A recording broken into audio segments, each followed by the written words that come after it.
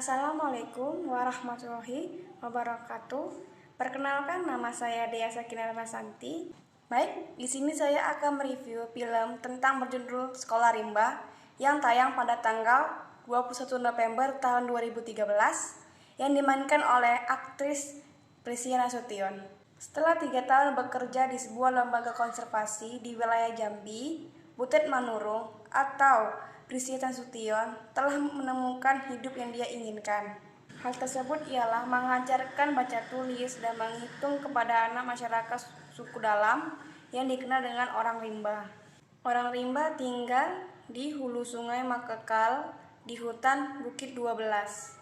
Pada suatu hari, Butet terserang demam malaria di tengah hutan.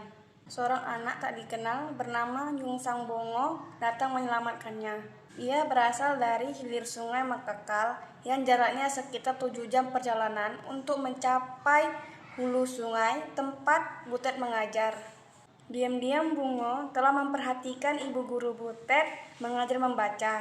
Ia membawa segulung kertas perjanjian yang telah dicap jempol oleh kepala adatnya.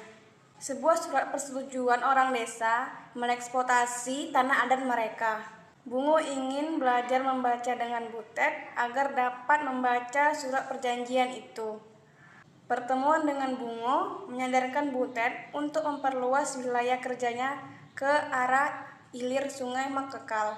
Namun keinginan itu tidak mendapatkan restu baik dari tempatnya bekerja, maupun dari kelompok rombong Bungo yang masih percaya bahwa belajar baca tulis dapat membawa malapetaka bagi mereka. Akan tetapi, melihat keteguhan hati Bungo dan kecerdasannya membuat Butet mencari segala cara agar ia tetap bisa mengajar Bungo.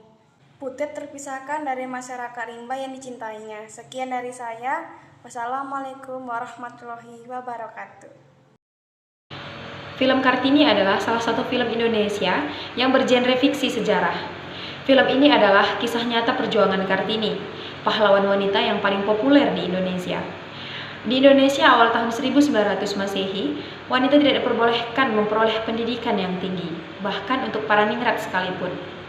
Wanita ningrat Jawa saat itu hanya diharapkan menjadi Raden Ayu dan menikah dengan seorang pria ningrat. Kartini tumbuh dengan melihat langsung bagaimana ibu kandungnya, Ngasirah, menjadi orang terbuang di rumahnya sendiri. Dianggap pembantu hanya karena tidak mempunyai darah ningrat. Ayahnya Raden Sosroningrat yang mencintai Kartini dan keluarganya juga tidak berdaya melawan tradisi saat itu. Kartini berjuang sepanjang hidupnya untuk memperjuangkan kesetaraan hak bagi semua orang dan hak pendidikan bagi semua orang, terutama untuk perempuan. Bersama kedua saudarinya, Rukmini dan Kardinah, Kartini membuat sekolah untuk kaum miskin dan menciptakan lapangan kerja untuk rakyat di Jepara dan sekitarnya.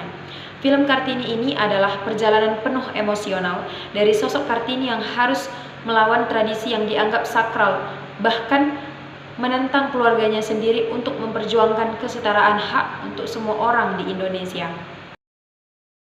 Alangkah lucunya negeri ini merupakan salah satu film komedi Indonesia yang diperankan oleh Reza Rahadian, Deddy Miswar, Slamet Raharjo, Jaja Miharja, Tio Pasukadewo, Asrul Dahlan, Ratu Tika Bravani, Rina Haswin, Sakurta Ginting, Sonia, dan Teguh Adwin. Film ini bertemakan pendidikan. Dalam film, alangkah lucunya negeri ini menceritakan seorang anak muda lulusan SI manajemen yang bernama Meluk sebagai seorang yang baru saja lulus kuliah. Tentu saja berupaya mencari kerja dengan berbekal ijazah yang dimiliki serta surat kabar yang memuat berbagai lowongan kerja, namun semua lamaran tersebut tidak membuahkan hasil. Penasaran kan? Jangan lupa tonton ya.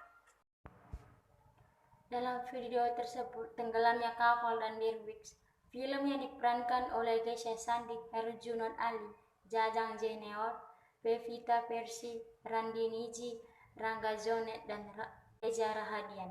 Ini bergenre romanse yang menceritakan kisah cinta tentang perasaan muda yang dipisahkan oleh tradisi pribumi, budaya Minangkabau, Padang, dan budaya Bugis Makassar dalam masalah kekayaan dan status dengan kematian.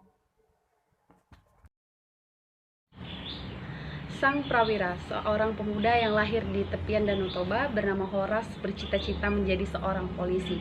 Namun keinginannya tersebut ditentang oleh ayahnya, karena ayahnya ingin Horas menjadi pengusaha yang sukses agar dapat merubah ekonomi mereka, karena ekonomi mereka dari yang rendah menjadi strata ke atas.